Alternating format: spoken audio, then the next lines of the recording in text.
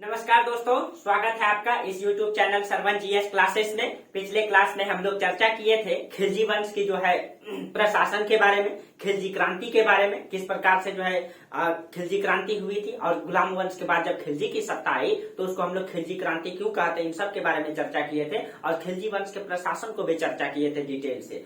आज हम लोग चर्चा करेंगे दोस्तों कि खिलजी वंश के जो अंतिम शासक थे मुबारक शाह खिलजी, उसकी हत्या करके किस प्रकार से तुगलक वंश की नींव डाली गई, ठीक है, और किसके द्वारा डाली गई। और तुगलक वंश जो दोस्तों, ठीक है, इसी में हम लोग पढ़ेंगे जूना खान, जिसको हम लोग MBT यानी मोहम्मद बिन तुगलक कहते हैं दोस्तों, जो दिल्ली सल्तनत का सबसे पढ़ा लिखा सुल्तान था, लेकिन अपने जीवन में जितने के जितने प्रयोग किए सब के सब असफल रहे दोस्तों, ठीक है। तो उनके अभियान को भी चर्चा करेंगे और वो पढ़े लिखे थे उनके बारे में भी हम लोग चर्चा करेंगे, ठीक है। चलिए, तो वो दिल्ली सल्तनत का जो सबसे लंबे समय तक शासन किया दोस्तों, ये तुगलक वंश ही है, ठीक है। दिल्ली सल्तनत में 5 वंश ने शासन किया, गुलाम वंश, खिलजी वंश, तुगलक वंश, सैयद वंश, लोधी वंश। उसमें से सबसे अधिक दिनों तक जो सत्ता संचालित किया वो तुगलक वंश ही है दोस्तों, ठीक है। तो चलिए आज हम लोग चर्चा करेंगे तुगलक वंश के बारे में, किस प्रकार से तुगलकों ने अपनी सत्ता को स्थापित किया और लंबे समय तक शासन किया, इन सब के बारे में आज हम लोग चर्चा करेंगे, ठीक है।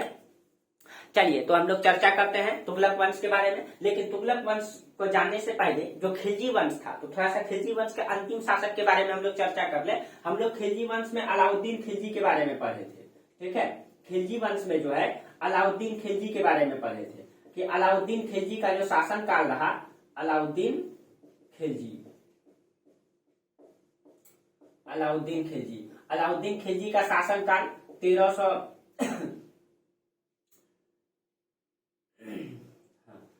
1296 से 1316 तक रहा, ठीक है। और 1316 में उनकी मृत्यु हुई। उनकी मृत्यु के बाद जो है उसका पुत्र जो है अलाउद्दीन खिलजी के बाद उसका पुत्र कुतुबुद्दीन मुबारक शाह खिलजी शासक बना, ठीक है। कुतुबुद्दीन मुबारक शाह खिलजी, तो इसका पुत्र शासन में आया कुतुबुद्दीन मुबारक शाह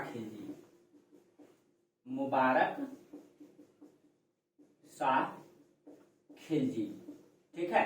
कुतुबुद्दीन मुबारक शाह खिलजी, और इसका जो ड्यूरेशन रहा 1316 से 1320 तक रहा, 1316 से 1320 तक रहा, ठीक है। ये और कुतुबुद्दीन मुबारक शाह खिलजी के बारे में कहा जाता है कि ये अपने पिता अलाउद्दीन खिलजी से कम योग्य था दोस्तों, लेकिन इसे सत्ता जो चलाने के लिए मिला था वो विरासत में मिला था। विरासत में विशाल भारतीय साम्राज्य मिला था इसको, इनके पिता के द्वारा व्यवस्थित केंद्र प्रशासन इनको मिला था, ठीक है। वफादार सेनापति मिला था, नौकरशाह मिला था, ठीक है। और इसलिए कहा जाता है कि इनका पिता के द्वारा जो दिया गया इनको विशाल साम्राज्य मिला था और जो मतलब व्यवस्थित प्रशासन मिला था और कहीं न कहीं जो है कि सेनापति मिला था, वफादार नौकरशाही मिला था। और इन सब के सहयोग से इसने दोस्तों दक्षिण भारत में जो अपना अभियान है इसको जारी रखा और कहीं कहीं देवगिरी जो मतलब स्वतंत्र हो गया था उसको पुनः उसने 1317 में जो है उसको जीता।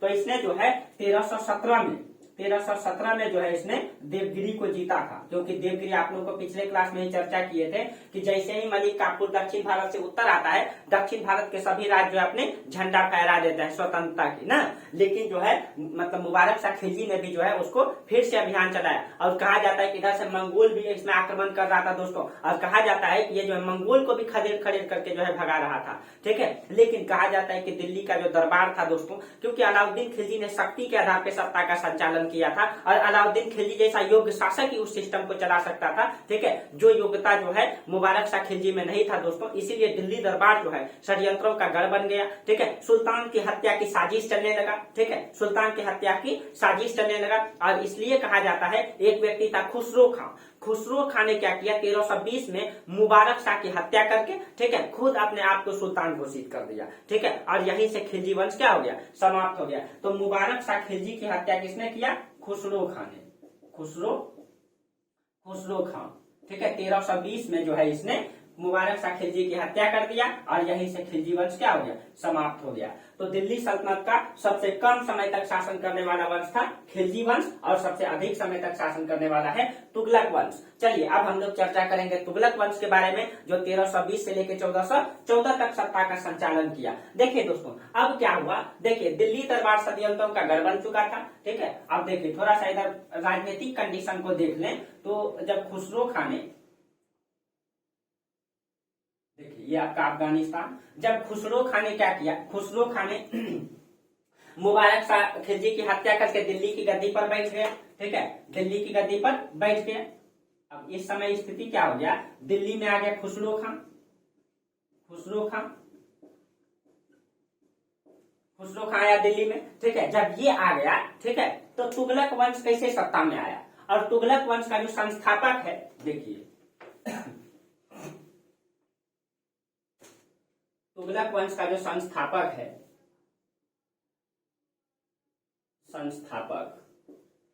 ठीक है, इसको जो है तुगलक वंश का संस्थापक है गयासुद्दीन तुगलक। इसने गाजी की उपाधि धारण किया था। अब ये कैसे आया, गाजी गयासुद्दीन तुगलक, गयासुद्दीन तुगलक, गाजी गयासुद्दीन तुगलक। ठीक है, इसी ने तो ये संस्थापक रहे। पहले हम लोग चर्चा कर देते दोस्तों कि तुगलक वंश में टोटल 9 शासकों ने शासन किया। ठीक है, टोटल जो है 9 शासकों ने शासन किया। गयासुद्दीन तुगलक के बाद जो शासन में आया, ठीक है, वो आया मोहम्मद बिन तुगलक। आप लोग लिख लीजिएगा, हम बोल देते हैं मोहम्मद बिन तुगलक। मोहम्मद बिन तुगलक के बाद जो शासन में आया फिरोज शाह तुगलक। ठीक है, सबका ड्यूरेशन भी लिख लीजिएगा। ठीक है, गयासुद्दीन तुगलक का शासन रहा 1320 से 1325। गयासुद्दीन तुगलक के बाद आया मोहम्मद बिन तुगलक, 1325 से 1351 तक इसने शासन किया। मोहम्मद बिन तुगलक के बाद आया फिरोज शाह तुगलक, 1351 से 1388 तक इसने शासन किया। ठीक है, और उसके बाद फिरोज शाह तुगलक के बाद गयासुद्दीन तुगलक शाह द्वितीय आया। ठीक है, 1388 से 1389 तक इसने शासन किया। उसके बाद अबू बकर शाह शासन में आया और इसका शासनकाल 1389 से 1390 तक रहा। उसके बाद नासिरुद्दीन मोहम्मद शाह तृतीय आया। ठीक है, ये 1390 से 1394 तक शासन में रहा। उसके बाद अलाउद्दीन सिकंदर शाह प्रथम आया। ये जो है जनवरी से लेकर के मार्च तक शासन किया। ठीक है, मात्र 2 महीना 1394 तक। ठीक है, उसके बाद जो है 2 स्वतंत्र शासक आ गया।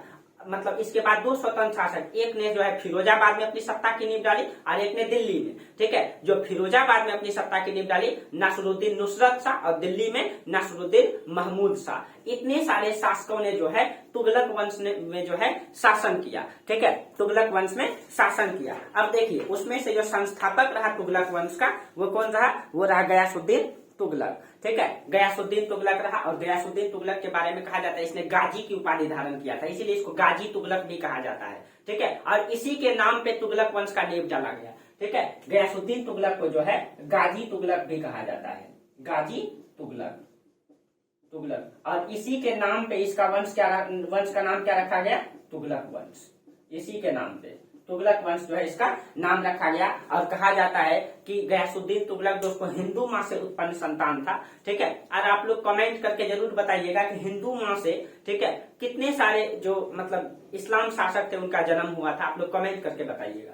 ठीक है, तो ये भी एक हिंदू माँ से उत्पन्न हुआ था। ठीक है, हिंदू माँ से उत्पन्न हुआ था। और ये जो है तुर्कों की जो है कराना शाखा से था। ये जो गयासुद्दीन तुगलक था ये तुर्कों की कौन सी शाखा था, ये तुर्कों की कराना शाखा से था। ये तुर्कों की कराना शाखा से था, कराना शाखा। ठीक है, और ये हिंदू माँ से उत्पन्न था। और हिंदू में जो इनकी माँ थी वो पंजाब की एक जाट महिला थी। ठीक है, ये जो कराना शाखा था दोस्तों मंगोल और ये जो कराना शाखा था, ठीक है, मंगोल और तुर्क के मिश्रण से बना था। आपको पता है कि इधर एक देश है मंगोलिया, एशिया का ही कंट्री है। ठीक है, और इधर है आपका ईरान। ठीक है, ईरान, और उसके बगल में आपका तुर्की है न, जिसको एशिया माइनर कहते हैं, जिसका कुछ हिस्सा जो है लगभग 3% हिस्सा यूरोप में है, बाकी हिस्सा एशिया में है। तो तुर्की और मंगोलिया के मिश्रण से बना था तुर्कों की कराना शाखा। ठीक है, और इसी से संबंधित था गयासुद्दीन तुगलक। ठीक है, और इनका जो उपाधि था दोस्तों, ठीक है, इसका मूल नाम था गाजी मलिक। इसका मूल नाम क्या था, गाजी मलिक। मूल नाम इसका था गाजी मलिक। मूल नाम गाजी मलिक था, गाजी मलिक इसका मूल नाम। ये सारा चीजें आप लोग लिख लीजिएगा। ठीक है, मूल नाम इसका क्या था, गाजी मलिक। ठीक है, और इनकी उपाधि था अल शहीद। इनकी उपाधि क्या था, अल शहीद। उपाधि क्या था इनका, अल शहीद। अल शहीद। ठीक है, ये इनकी उपाधि था। तो सबसे पहले हम लोग ये जान लें कि जब दिल्ली में मुबारक शाह खिलजी की हत्या खुसरो खान ने किया, उस समय दिल्ली का स्थिति क्या था और गयासुद्दीन तुगलक ने सत्ता को कैसे लिया। ठीक है। तो देखिए, तो तुगलक वंश जो है कि कैसे आया सत्ता में, कहा जाता है कि अंतिम मतलब खिलजी शासक जो है मुबारक शाह की हत्या खुसरो खान ने किया। जब खुसरो खान ने किया उसकी हत्या दोस्तों, तो कहा जाता है कि हत्या से जो है उत्पन्न परिस्थिति से जो है, ठीक है, उत्पन्न परिस्थिति में दिल्ली में दिल्ली के तख्त पे जो अपने कब्जे में ले लिया इसने, ठीक है, मुबारक शाह ने सॉरी दोस्तों एक सेकेंड। कहा जाता है कि जब खुसरो खान ने दिल्ली को मतलब दिल्ली के शासक की हत्या किया तो वहां पे अराजकता की स्थिति उत्पन्न हो गया।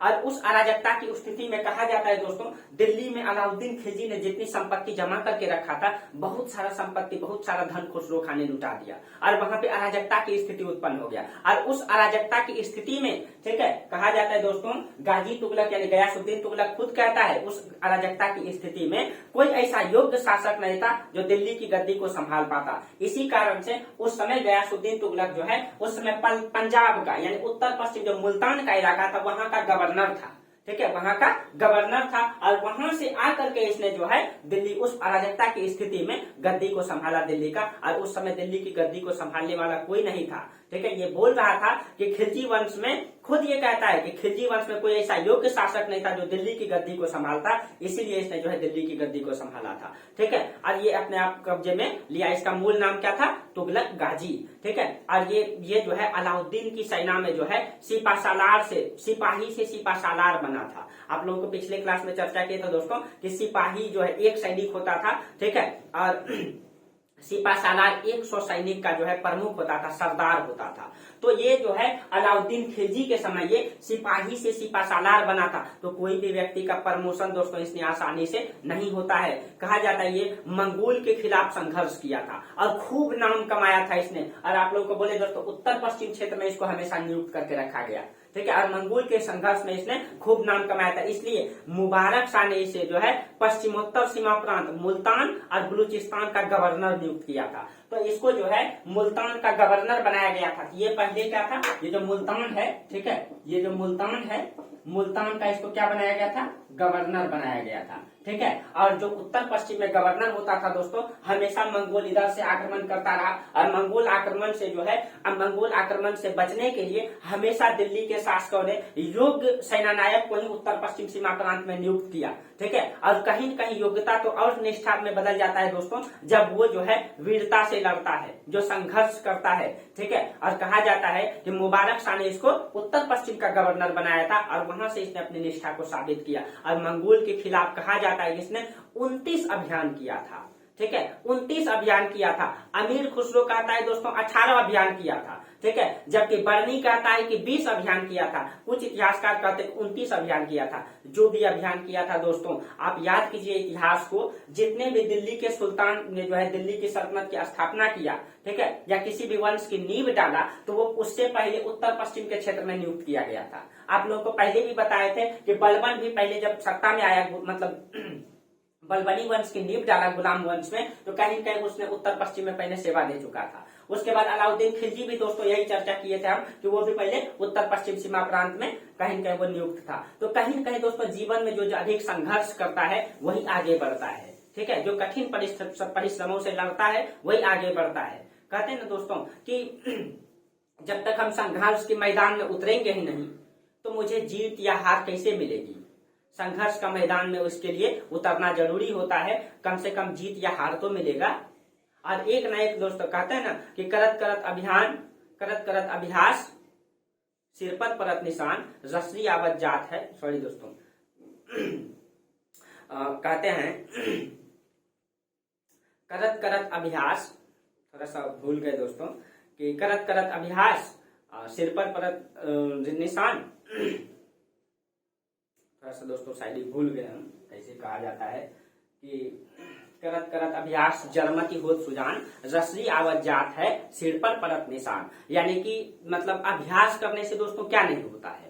तो हम लोग देखें कि उत्तर पश्चिम के क्षेत्र में जितने भी शासकों ने यानी जितने भी गवर्नर ने अपना योगदान दिया, वो कहीं कहीं जाकर के अपनी निष्ठा को साबित करके दिल्ली की सल्तनत में अपना योगदान दिया, ठीक है। कहीं के उसने संघर्ष किया था, उसने मंगोलों से 29 लड़ाइयां लड़ी, उनकी जान भी जा सकता था, लेकिन जो रिस्क लेता है वही आगे बढ़ता है। बिना रिस्क लिए हुए कौन आगे बढ़ता है, ठीक है। तो इसने कहीं कहीं रिस्क लिया, ठीक है। और कहा जाता है कि जब ये उस समय जब उत्तर पश्चिम क्षेत्र में जब ये लड़ाई लड़ रहा था, ठीक है, मंगोलों के खिलाफ था, तो उधर खुसरो खान ने मुबारक शाह की हत्या करके क्या किया था, दिल्ली की गद्दी हासिल कर लिया, ठीक है। और इसने जो है दिल्ली दरबार के सभी अधिकारियों को, कहा जाता है खुसरो खान ने दोस्तों दिल्ली के सभी अधिकारियों को इतना संपत्ति बांटा कि अलाउद्दीन खिलजी का राजकोष खाली हो गया था। सोचिए दोस्तों, अलाउद्दीन खिलजी ने दक्षिण के अभियान से कितना संपत्ति जमा किया था, वो सब के सब राजकोष खाली कर दिया था। इसने सभी अधिकारियों को, सभी सूबेदारों को, सभी सैनिकों को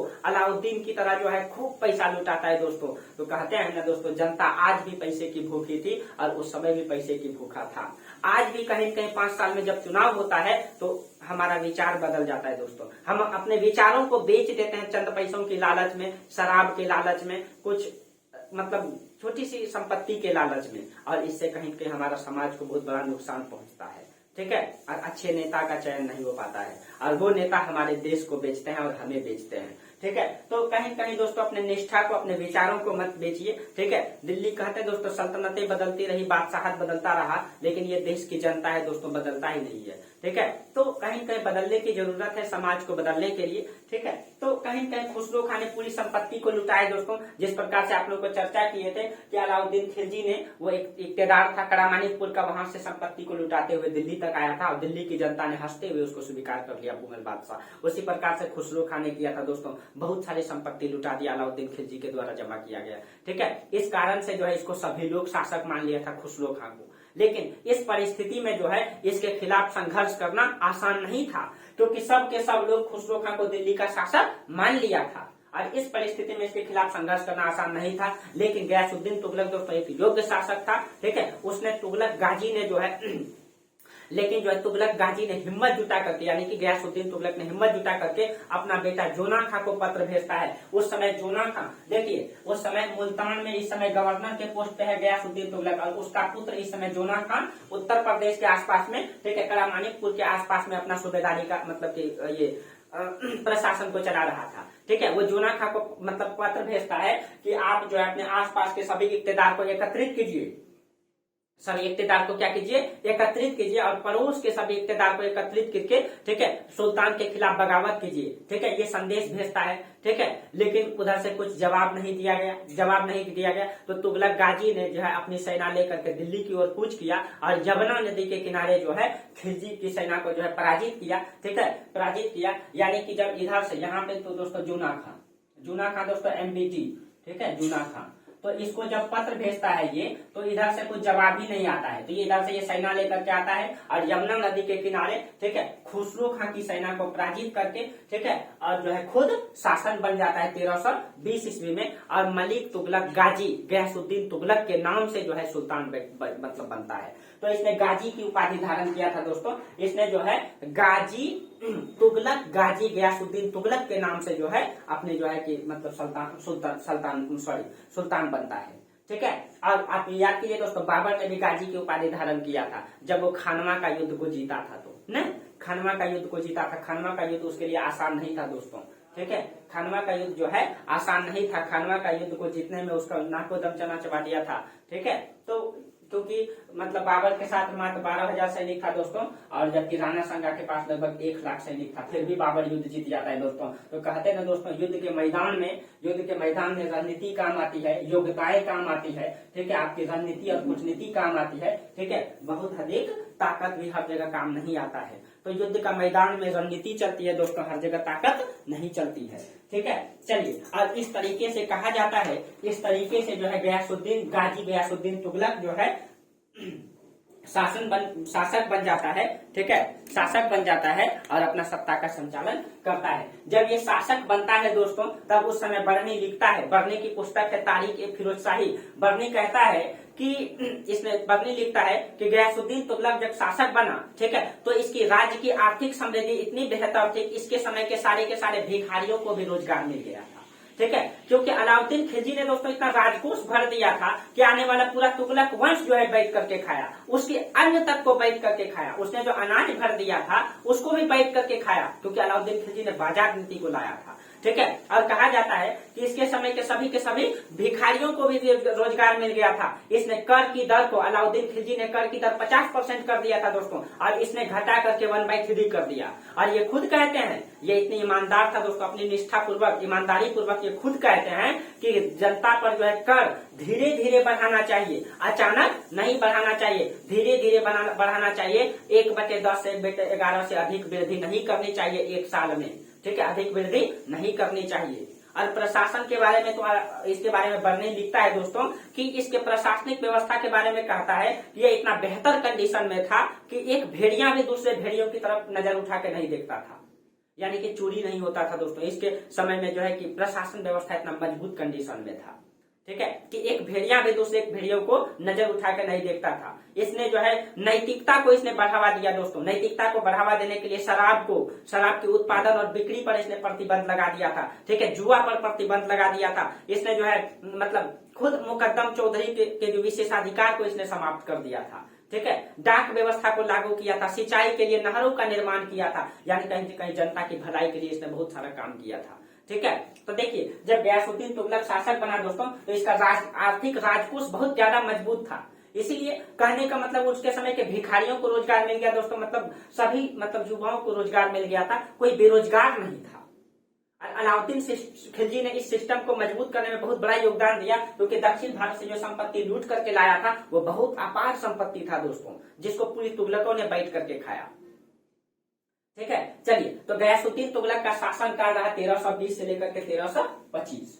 तो देखिए, इसने 1320 से 1325 में कौन कौन सा काम किया, इसको पहले हम लोग देख लेते हैं, ठीक है। और इसके समय में कहा जाता है कि सिंध, गुजरात, बंगाल, चित्तौड़, नागौर, जालोर ये अपनी स्वतंत्रता की घोषणा कर दिया था, ठीक है। तो इसके समय में सिंध का मतलब ये इलाका सिंध का दोस्तों, ये सिंध, ठीक है। इसके समय में सिंध, गुजरात, चित्तौड़, ठीक है, नागौर ये डिस्ट्रिक्ट है राजस्थान में वर्तमान में, उसी का इलाका नागौर, जालोर, बंगाल, ठीक है, जालोर, देखिए जालोर, बंगाल, ये सब के सब इसके समय स्वतंत्रता की घोषणा कर दिया था, ठीक है, स्वतंत्रता की घोषणा कर दिया था, ठीक है। अपनी स्वतंत्रता मतलब का मन बना लिया था, घोषणा तो किया था नहीं, लेकिन लगभग मन बना लिया था कि हम स्वतंत्र हो जाएंगे, क्योंकि अलाउद्दीन खिलजी जो है कि शक्ति के आधार पर सत्ता का संचालन किया था, ठीक है, और कर देना बंद कर दिया था, ये सब के सब टैक्स देना बंद कर दिया था, ठीक है। तब जो है देवगिरी और तेलंगाना की बगावत का झंडा लहराने लगा था, ठीक है। उस समय जो है आप लोगों को बताए थे कि देवगिरी, ठीक है, यहाँ पे आपका पड़ता है, ये देखिए मतलब ये यहाँ पे पड़ता है आपका देवगिरी, जहाँ का शासक था प्रताप रुद्रदेव। और तेलंगाना का मतलब दोस्तों वारंगल, ठीक है, यहीं से कोहिनूर हीरा प्राप्त किया गया था, वारंगल, ठीक है। यहाँ ये दोनों जो है कि स्वतंत्रता की झंडा फहरा दिया था, ठीक है। तब जो है खुसरो के तलवार का अभी खून सूखा भी नहीं था दोस्तों, न कहते हैं इतिहासकार लिखते हैं कि गयासुद्दीन तुगलक का तलवार से अभी खून सूखा भी नहीं था। खुसरो खां की इसने हत्या किया था, उसका तलवार का खून सूखा भी नहीं था कि इन लोगों ने जो है कि मतलब स्वतंत्रता की झंडा फहरा दिया, ठीक है। तो कहा जाता है कि अभी तलवार मयान में डाला भी नहीं था, उसको फिर से निकाल के रखना पड़ा, इस तरीके से इतिहासकार लिखते हैं। और फिर से इसने अपना सैन्य अभियान को चलाया। अब जब सैन्य अभियान को चलाया, ठीक है, तो सबसे पहले वो कहाँ गया, सबसे पहले वो गया मतलब कि तेलंगाना, वारंगल, जिसकी जहाँ का राजा था राय प्रताप रुद्रदेव। यहाँ का वर्तमान शासक था वारंगल यानी तेलंगाना का राय प्रताप रुद्रदेव, ठीक है। ये वारंगल ये तेलंगाना कहलाता था दोस्तों, ये तेलंगाना कहलाता था, ठीक है। और इसकी राजधानी था वारंगल, और यहाँ का शासक था राय प्रताप रुद्रदेव, ठीक है, राय प्रताप रुद्रदेव यहाँ का शासक था, ठीक है। और ये अपनी मतलब पुत्र को जो है 1321 में, ठीक है, यानी कि गाजी गयासुद्दीन तुगलक ने, ठीक है, जब ये स्वतंत्रता की घोषणा कर दिया, यहाँ पे 1321 में अपने पुत्र जोना खां को, ठीक है, अपने पुत्र जो है जोना खां को यहाँ अभियान पर भेजा, ठीक है, और इसने जो है इस किला को लगभग जोना खां ने 6 महीना तक इस किला को घेर के रखा। जब 6 महीना तक घेर के रखा, आप लोग अगर मतलब किले के अभियान को अगर देखना है दोस्तों तो पद्मावत पिक्चर को देखिएगा, ठीक है। किस प्रकार से मतलब किला जो होता है बना हुआ ऊंचे स्थान पे होता है, उसमें बहुत सारा मतलब सारे चीजें व्यवस्था होती है और इतनी व्यवस्था होती है, किला बहुत बड़ा होता है कि लगभग लगभग 1 साल तक उसमें बैठे जितने भी लोग हैं वो बैठ करके खा सकता है। और क्या होता था, जब बाहरी आक्रमण होता था चारों तरफ सैनिक जो है 3-4 लाख सैनिक जो है चारों तरफ घेर लेता था, ताकि चारों तरफ से व्यवस्था उनकी ठप हो जाए, यानी खाना पीना खत्म हो जाएगा और जब तक खत्म न हो जाएगा तब तक मतलब आक्रमण नहीं करता था। ठीक है, और जब खाना पीना खत्म हो जाता तब किला अपने आप में आत्मसमर्पण कर देता था। ठीक है, तो इस तरीके से 6 महीना तक इस किले को घेर के रखा और उधर अफवाह फैला दिया कि दिल्ली में जो है सुल्तान की मृत्यु हो गई है। तो फिर से उसका पुत्र चल गया अपने पिता से मिलने, वहां पता किया तो पता चला कि सच में तो ऐसा नहीं है, तो गलत फहमी फैला दिया गया है। फिर वो आता है और फिर से इसको जीतता है। ठीक है, यानी कि फिर से वारंगल को इसने जीता था। ठीक है, और यहाँ का शासक को बंदी बना करके दिल्ली लेकर के चल जाता है। ठीक है, और इस प्रकार से फिर से क्या करता है, वारंगल को जो है जीत लिया जाता है।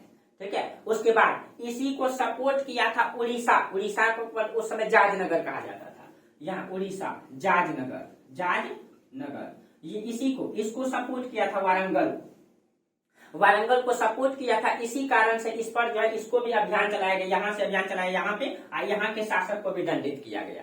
ठीक है, यहाँ के शासक को भी दंडित किया गया। उसके बाद कहा जाता है कि राजमुंदरी का एक फारसी लेख है दोस्तों, 1324 ईस्वी में लिखा गया है। इसके अनुसार कहा जाता है कि जोना खां मतलब एमबीटी, ठीक है, देवगिरी से तेलंगाना तक के, ठीक है, जितना भी किला था सबको जीत लिया था, सबको फतह कर लिया था। यानी कि देवगिरी से लेकर के तेलंगाना तक के उत्तर के जितना भी किला था सबको उसने जीत लिया था। ठीक है, जीत लिया था। ये राजमुंदरी का एक फारसी लेख में आता है। ठीक है, वारंगल को दबाए जाने के बाद जो है दक्षिण में और कोई भी मतलब बगावत नहीं हो पाया। ठीक है, जोना खां जो है देवगिरी को केंद्र बना करके दक्षिण और पश्चिम भारत को नियंत्रित करने में लग गया और इसने जो है गुजरात पर भी अभियान चलाकर इसको भी अपना अधीन किया। यानी कि कहने का मतलब है दोस्तों कि वारंगल तक के पूरे क्षेत्रों को इसने केंद्र बनाया। ठीक है, वारंगल को दबाने के बाद जो है इसने देवगिरी को केंद्र बनाया, यहाँ पे केंद्र बनाया, यहाँ से सारा राशन पानी प्राप्त किया और वारंगल को भी जीता, जाज को भी जीता और उसके बाद इसने गुजरात को भी जीता। ठीक है, गुजरात को भी जीता। जिस प्रकार से अब यहाँ देखिए दोस्तों, दिल्ली में बैठा हुआ है कौन, गयासुद्दीन तुगलक, और उसका पुत्र जोना खां यानी कि मोहम्मद बिन तुगलक अभियान में लगा हुआ है। जिस प्रकार अलाउद्दीन खिलजी के तरह अलाउद्दीन खिलजी दिल्ली में बैठा हुआ था और उसका सेनानायक या वजीर या प्रधानमंत्री मलिक काफूर अभियान चलाया था, दक्षिण को जीता था। उसी प्रकार से यहाँ भी तो गयासुद्दीन तुगलक दिल्ली में बैठा हुआ है और उसका पुत्र जोना खां जो है देवगिरी को जीता, वारंगल को जीता, जाज को, जगन्नगर को जीता, गुजरात को जीता, इन सब को जीत लिया उसने और सबको जीत करके अपना अधीन कर लिया। ठीक है, सबको जीत करके क्या किया, अपना अधीन कर लिया। उसके बाद जो है तुगलक गयासुद्दीन तुगलक जो है बंगाल विजय के लिए, अब देखिए सबको उसने जब जीत लिया, यानी यहाँ से पूरे क्षेत्रों को जब जीत लिया, इन सब सिंध को, नागौर को, जालोर को, गुजरात को, चित्तौड़ को, इन सबको जीत लिया। जीतने के बाद जो है खुद गयासुद्दीन तुगलक जो है वो दिल्ली में था, तो ये सोचा कि हम यहाँ से कहा जाते हैं, बंगाल। ये देखिए ये आपका बंगाल है। ठीक है, इसने बंगाल अभियान में गया। ठीक है, खुद गयासुद्दीन तुगलक जो है खुद बंगाल अभियान में जाता है। ठीक है, जब वो बंगाल अभियान में गया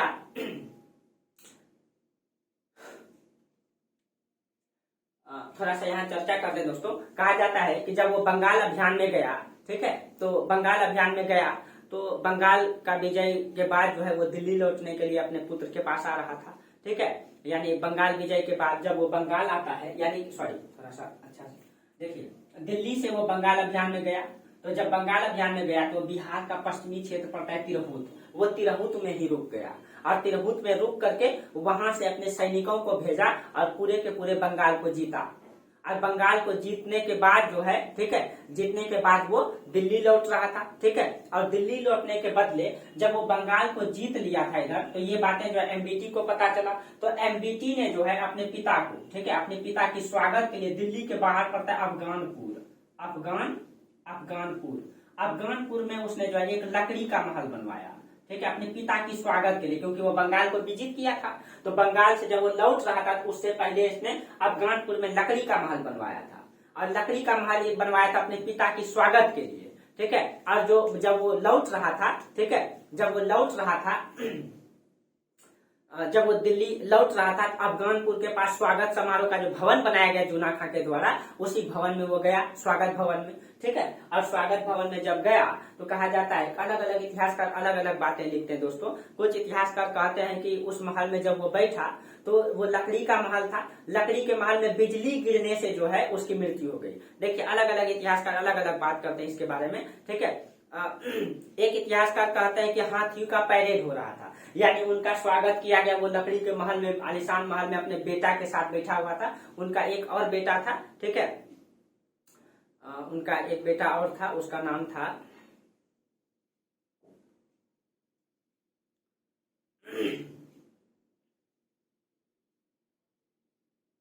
उसका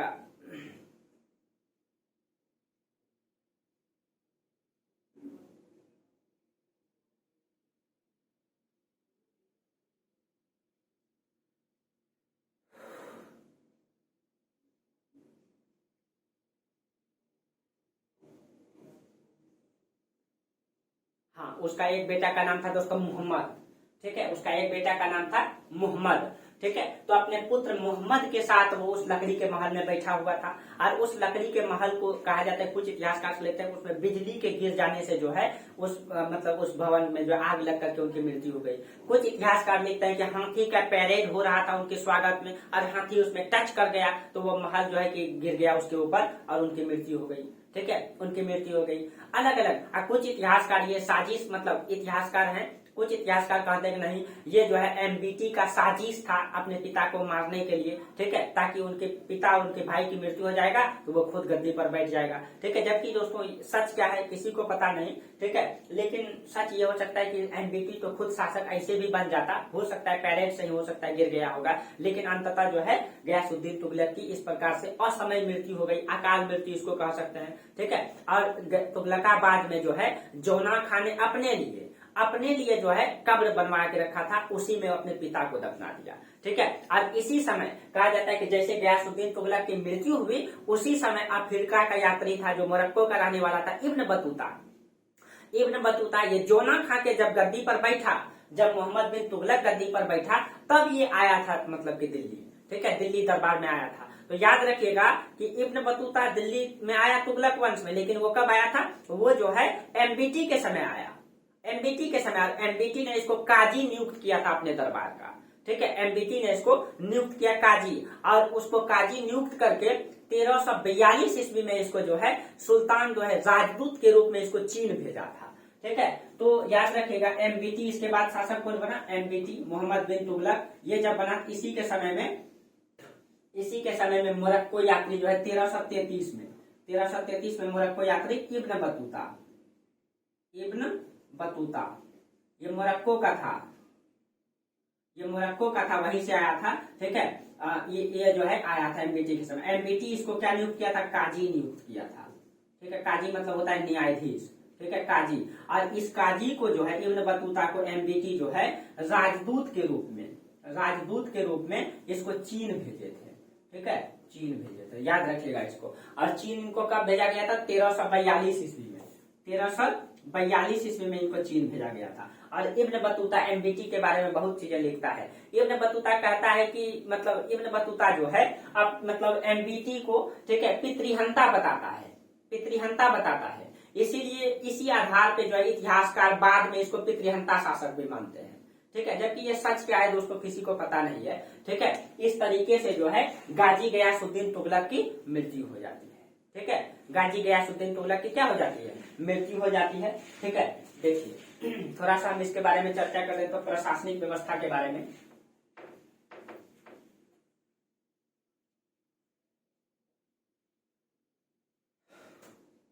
देखिए गयासुद्दीन तुगलक के बारे में थोड़ा सा हम चर्चा कर दें। ठीक है, कि कहा जाता है कि प्रशासनिक और आर्थिक सुधार को अगर हम देखें, ठीक है, इनका थोड़ा सा प्रशासनिक और आर्थिक सुधार को देखें।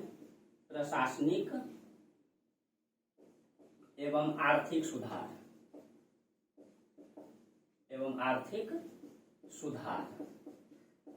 इसकी अगर हम चर्चा करें, ठीक है, प्रशासनिक और आर्थिक सुधार, तो कहा जाता है कि गयासुद्दीन तुगलक जो है, देखिए अलाउद्दीन खिलजी के बाद बना मुबारक शाह खिलजी। ठीक है, तो मुबारक शाह मुबारक शाह, ठीक है। मुबारक शाह की हत्या किसने किया? खुसरो खान। खुसरो खान। और खुसरो खान ने जब मुबारक शाह की हत्या किया तो इसकी हत्या जब किया तो दिल्ली में अराजकता की स्थिति उत्पन्न हो गई। तो इसने दिल्ली की मतलब कि सभी लोगों को, प्रशासनिक अधिकारियों को, सैनिकों को खुश करने के लिए बहुत सारा संपत्ति लुटा दिया था, ठीक है। बहुत सारा संपत्ति लुटा दिया था, ठीक है। और उसको जब लुटा दिया था, ठीक है, तो इसकी हत्या करके फिर जो है गयासुद्दीन तुगलक जो है कि गद्दी पर बैठा। तो खुसरो खां के कुछ ही दिनों तक जो है वो महीनों तक ही मतलब बादशाहत में रहा, ठीक है। लेकिन उसी समय में उसने दिल्ली की खजाना को लगभग लुटा दिया था, ठीक है। और अंततः जो है दिल्ली सल्तनत को भारी खर्च मतलब पूर्ति करना पड़ा था, ठीक है। आज इस सिस्टम को चुस्त दुरुस्त करने के लिए, ठीक है, मतलब गयासुद्दीन तुगलक ने एक सख्त कदम उठाया। बर्नी लिखता है कि संपत्ति जब लुटा दिया था, ठीक है, तो उसको वापस करने के लिए इसने सख्त कदम उठाया। बर्नी लिखता है कि उनके इन मतलब कि कामों से जो है लोग महसूस करने लगा था कि अलाउद्दीन फिर वापस आ गया है। यानी कि गयासुद्दीन तुगलक ने इतना चुस्त दुरुस्त सिस्टम बना दिया कि बर्नी खुद लिखता है और दिल्ली की जनता कहता है कि अलाउद्दीन फिर वापस आ गया। इसने जो है अलाउद्दीन के रास्ते चलना शुरू किया। इसने क्या किया, पहले जो है खुसरो के द्वारा जितना भी संपत्ति लुटाया गया था, धन को लुटाया गया था, सबको वापस करने के लिए एक फरमान जारी किया कि जिस अधिकारी को पैसा दिया गया है वो वापस करें, इसके लिए एक फरमान जारी किया, ठीक है। और उसमें जो है उसमें इसने किसी को नहीं छोड़ा, उसमें जो है इसने किसी को नहीं बख्शा, चाहे वह बहुत ज्यादा प्रभावशाली अमीर रहे या सरदार रहे या दरबारी रहे या धार्मिक नेता रहे। धार्मिक नेता में माना जाता है दोस्तों, इसी के समय रहा करता था निजामुद्दीन औलिया। निजामुद्दीन औलिया जो है इसी के समय रहा जाता है। निजामुद्दीन औलिया को भी बहुत सारी संपत्ति दिया गया था। और निजामुद्दीन औलिया को सूफी संत था दोस्तों, इसको मतलब कि धार्मिक मतलब व्यवस्था के लिए इसको संपत्ति दान में दिया गया था। उसकी भी संपत्ति को इसने जो है वापस कर लिया था, ले लिया था, ठीक है। इसीलिए निजामुद्दीन औलिया जो है हमेशा इससे नाराज रहते थे। निजामुद्दीन औलिया कहते हैं दोस्तों, कहा जाता है कि इनकी दरगाह जो है खानका, इनका दरगाह या खानका जो है दिल्ली के गयासपुर में था। ये कहता था कि मेरे महल में 2 दरबार है। निजामुद्दीन औलिया कहते हैं कि ये निजामुद्दीन औलिया भी दोस्तों कभी भी दिल्ली की बादशाहत को स्वीकार नहीं किया। ये कभी भी दिल्ली की दरबार में, बादशाह के दरबार में कभी भी नहीं गया। इसने दिल्ली की बादशाहत को कभी स्वीकार नहीं किया। निजामुद्दीन औलिया कहते हैं कि मेरे महल में 2 दरवाजे हैं, मेरे महल में 2 दरवाजे हैं। अगर सुल्तान एक से आएंगे, आगे से आएंगे तो मैं पीछे से निकल जाऊंगा। यानी कि कभी भी सुल्तान को स्वीकार नहीं करूंगा, ठीक है।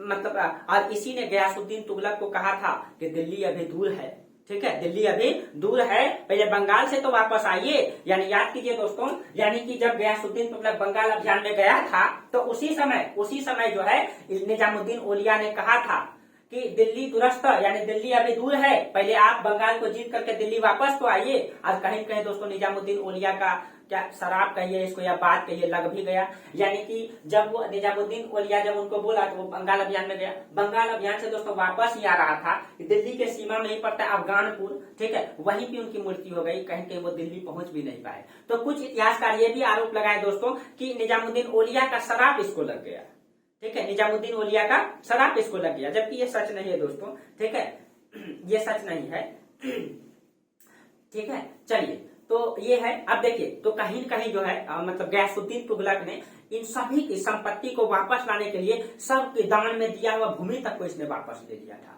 कहीं कहीं सब जनता को लग गया कि अलाउद्दीन खिलजी फिर वापस आ गया। इसके चलते सारे लोग सूफी संत तक इनसे जो है मनमुटाव रखते थे, ठीक है, मनमुटाव रखते थे। तो इसने जो है प्रशासन को सुधारने के लिए और प्रशासन को बहुत नैतिक जिम्मेवारी के तहत इसने जो है लागू किया था दोस्तों। कहा जाता है इनकी प्रशासनिक व्यवस्था में कि अभी आपको चर्चा भी किए कि एक भेड़िया भी दूसरे भेड़िया की तरफ नजर उठा के नहीं देखता था, इतनी चुस्त दुरुस्त सिस्टम था। इसने नैतिकता पे ज्यादा बल दिया था। इसने शराब की उत्पादन पर, शराब पर बंदी कर दिया था, ठीक है। इसने जुआ को अपने साम्राज्य में बंद कर दिया था, ठीक है, जुआ को अपने साम्राज्य में बंद कर दिया था। यानी नैतिक नियमों का इसने पालन किया। इसने जो है डाक व्यवस्था लागू किया। सिंचाई के लिए इसने जो है नहरों का निर्माण किया, ठीक है, नहरों का निर्माण किया। तो कहीं कहीं अपने समय का ये जो है एक योग्य शासक रहा दोस्तों, ठीक है। दुर्भाग्य था इनका कि ये जो है इनकी अकाल मृत्यु हो गई महल गिरने से, नहीं तो कहीं कहीं दिल्ली सल्तनत का विकास और अलाउद्दीन खिलजी की तरह हो पाता, लेकिन दुर्भाग्य था, ठीक है। चलिए, ये कर व्यवस्था के बारे में, इसके बारे में कहा जाता है कर व्यवस्था, ठीक है, कर व्यवस्था के बारे में कहा जाता है। अलाउद्दीन खिलजी जो है 1/2% तक का था, 1/2 यानी कि 50% रखा था। ठीक है, इसने घटा करके उसको कितना कर दिया, घटा करके कर दिया 1/3। और ये खुद कहता है दोस्तों कि जनता पर जो टैक्स है वो धीरे धीरे बढ़ाना चाहिए, धीरे धीरे बढ़ाना चाहिए। साल में जो है 1/10 से 1/11 से अधिक नहीं बढ़ाना चाहिए। यानी कहीं कहीं ये जनता की भलाई की भी बात करता है। ठीक है, जनता की भलाई की बात करता है। ठीक है, और परंपरागत दर 1/5 चल रहा था। अलाउद्दीन खिलजी 50% रखा था। ठीक है, मुबारक शाह जो है 1/5 कर दिया था। ठीक है, अब देखिए इसने जो है सबसे अधिक ध्यान सैनिकों को संतुष्ट करने पर दिया। ठीक है, उसको उचित वेतन दिया, उसको घोड़ी सरकारी घोड़ा का खर्च दिया। ठीक है, बर्नी ने लिखा है कि सुल्तान गयासुद्दीन जो है सेना को बेटे की तरह मानता था।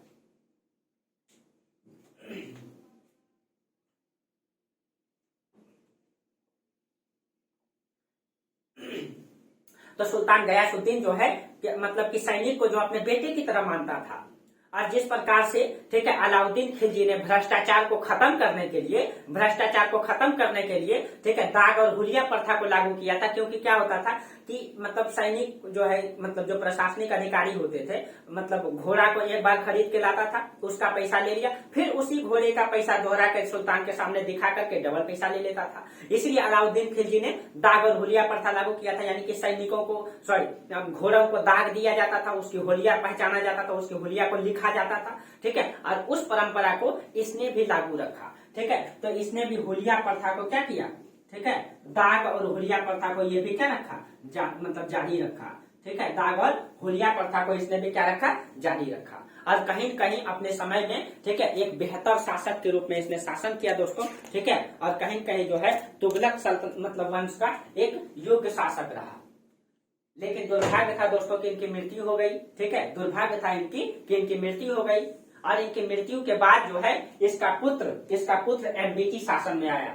और अगली क्लास में हम लोग एमबीटी को पढ़ेंगे दोस्तों, क्योंकि एमबीटी एक अकेला क्लास है। ठीक है, क्योंकि एमबीटी वो शासक है दोस्तों जिसने जो है लंबे समय तक शासन किया। ठीक है, और कहीं कहीं इतिहास के पन्नों में एमबीटी के बारे में अगली क्लास में जानेंगे दोस्तों कि एमबीटी अपने समय से आगे चल मतलब उसने जो है परिस्थिति के अनुसार नहीं चला, वो अपने समय से बहुत आगे निकल गया। वो पढ़ा लिखा था और वो अपने समय में रिसर्च करना चाहा, उपयोग करना चाहा। कहीं कहीं वो उपयोग जो है कहीं कहीं उसके लिए भारी पड़ा। और मतलब वो पढ़ा लिखा सुल्तान था दोस्तों, लेकिन दिल्ली की जनता उसको पागल सुल्तान घोषित कर दिया, क्योंकि वो समय से आगे निकल गया। तो इसीलिए कहा जाता है दोस्तों समय से न तो आगे चलिए न पीछे चलिए, समय के अनुकूल चलिए। ठीक है, तो समय भी आपके साथ देगा, परिस्थिति भी आपके अनुकूल चलेगा। ठीक है, समय से आगे बढ़ने का प्रयास कीजिएगा तो लोग आपको पागल घोषित कर देंगे। एमबीटी दोस्तों पढ़ा लिखा सुल्तान था, वो नया नया प्रयोग करना चाहता था। ठीक है, अर्थव्यवस्था मजबूत करना चाहता था, चला था अर्थव्यवस्था मजबूत करने के लिए, लेकिन अर्थव्यवस्था गड्ढे में निकल गया और जितना भी प्रयोग किया सबके सब असफल हो गया। ठीक है, तो आप भी कहते हैं दोस्तों पढ़ा लिखा होना, पढ़ लिख करके समझदार होना और इस वास्तविक जीवन को जीना दोस्तों बहुत कठिन समस्याएं होती है। ठीक है, इसीलिए पढ़ लिख करके इन चीजों को अपने जीवन में जब तक आप लागू नहीं कीजिएगा, इतिहास से सीखिएगा नहीं, तो कहीं अपने ही पैरों पे कुल्हाड़ी मारिएगा। इसीलिए दोस्तों इतिहास से सीखने की जरूरत है, इसको अपने जीवन में लागू करने की जरूरत है।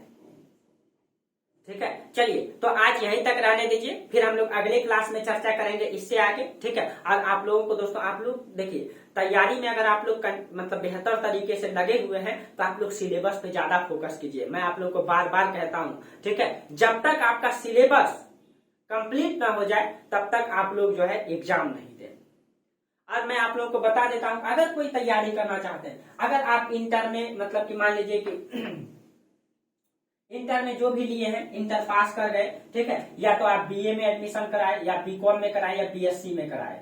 ठीक है, बीकॉम में कराए या बीएससी में कराए। बीएससी में कराइएगा तो आपको मेहनत करना पड़ेगा, लेकिन इंटर पास करने के बाद जिनको प्रशासनिक अधिकारी बनना है, जिसको सिविल सर्विसेज में जाना है, इंटर के बाद वो क्या करिए बीए में एडमिशन करवा लीजिए। ठीक है, और उसके बाद 3 वर्ष तक आपको मौका मिलता है। ठीक है, आपका जो ऑनर्स पेपर है उसको भी साथ लेके चलिए, अगर हिस्ट्री ज्योग्राफी पॉलिटी तो और बेहतर है। एक सिलेबस भी आपका हो जाता है, एक सब्जेक्ट भी खिंचा जाता है। ठीक है, और इस 3 वर्ष में आप अपना क्या कीजिए, सिलेबस में ध्यान दीजिए। ठीक है, सिलेबस अगर सिविल सर्विसेज में जाना है तो पार्ट 1 से सिलेबस में ध्यान दीजिए, और जब तक आपका ग्रेजुएशन क्लियर होगा, आप फॉर्म भरने के एलिजिबल होंगे, तब तक आपका तैयारी मजबूत रहा होगा। ठीक है, और जब तक आपका सिलेबस कंप्लीट नहीं हो जाए तब तक आप एग्जाम नहीं दीजिए, अटेम्प्ट को बर्बाद मत करिए। ठीक है। अटेम्प्ट को बर्बाद मत करिए, जब तक सिलेबस पे ज्यादा फोकस कीजिए। हिस्ट्री, ज्योग्राफी, पॉलिटी, इकोनॉमिक्स, इन सब पेपर को मजबूती से पढ़िए, निबंध को पढ़ लीजिए, उसका नोट्स बना लीजिए, ठीक है। और जब एग्जाम आए करेंट अफेयर्स को पढ़ लीजिए, बिहार को पढ़ लीजिए और पीसीएस पे ज्यादा फोकस कीजिए, ठीक है। क्योंकि कॉमन से सबका सिलेबस है लगभग, ठीक है। वही हिस्ट्री यहाँ पूछा जाएगा, वही हिस्ट्री वहां पूछा जाएगा, तो कॉमन तरीके से तैयारी कीजिए। बेहतर तरीका देखिए दोस्तों, मतलब कि मेहनत अधिक करने की जरूरत नहीं है, मेहनत तकनीकी से करने की जरूरत है, ठीक है। क्योंकि मेहनत करने वाले तो बहुत होते हैं। देखिए एग्जाम जो होता है दोस्तों, आप ये सोच करके हमेशा तैयारी कीजिएगा। एग्जाम बीपीएससी का है, एग्जाम में लगभग मतलब 4-5 लाख तो फॉर्म भर, पहले 7 लाख भरते थे, अब इस बार 3 लाख हो गया। मान लीजिए कि 4 लाख फॉर्म भराएगा, लेकिन पोस्ट तो निकलता है दोस्तों लगभग 500 से 600, 500 से 600, हजारे फॉर्म निकल सकता है, ठीक है। तो 4 लाख फॉर्म भरते हैं दोस्तों, लेकिन वास्तविक में तैयारी करने वाले मात्र 5000 ही होते हैं, मात्र 5000 होते हैं। वो 4 लाख से ऊपर से भीड़ लगाने वाले होते हैं, जिनको ठीक से सिलेबस भी पता नहीं होता है, ठीक से सिलेबस भी पता नहीं होता है। तो और मात्र इसमें जो 500 से जो 600 सीट निकलता है, इसमें से लड़ाई मात्र 5 से 6000 में होता है, ठीक है। ज्यादा से ज्यादा 8-10 हजार होता है, और उसमें भी क्या मेंस में जो है, ठीक है, और इंटरव्यू में 3 गुना लिख लेता है, चौथी अठारह बस उसी का होता है। मेंस तक जो जाता है, मेंस में जो लड़ाई लड़ता है, उसमें भी बेहतर वो कर पाता है जो बेहतर होता है। तो कहीं कहीं, ठीक है, आपको 500 की गिनती में आना है, आप अपनी रणनीति से, ठीक है, आप अपने तरीकों से कहीं कहीं सब बेस्ट बनाना पड़ेगा। अपने तरीकों को रणनीति से तैयारी कीजिए, ठीक है। अपने आप को इन चीजों में ढाल दीजिए, से तैयारी करने से नहीं होता है, ठीक है। चलिए तो आज यही तक रहने दीजिए दोस्तों, ठीक है। फिर हम लोग इससे आगे अगले क्लास में चर्चा करेंगे। तब तक के लिए आप लोगों को बहुत बहुत धन्यवाद। और आप लोगों को मेरा मतलब क्लास अच्छा लगता है दोस्तों, तो आप लोग चैनल को आगे बढ़ाइए, लाइक कीजिए, सब्सक्राइब कीजिए, ठीक है। बस आप लोगों की सपोर्ट की जरूरत है, आप हमें सपोर्ट कीजिए, हम आपको सपोर्ट करेंगे। संसार ऐसे चलता रहेगा दोस्तों, क्या। चलिए तो तब तक के लिए आप लोगों को बहुत बहुत धन्यवाद। Thank you.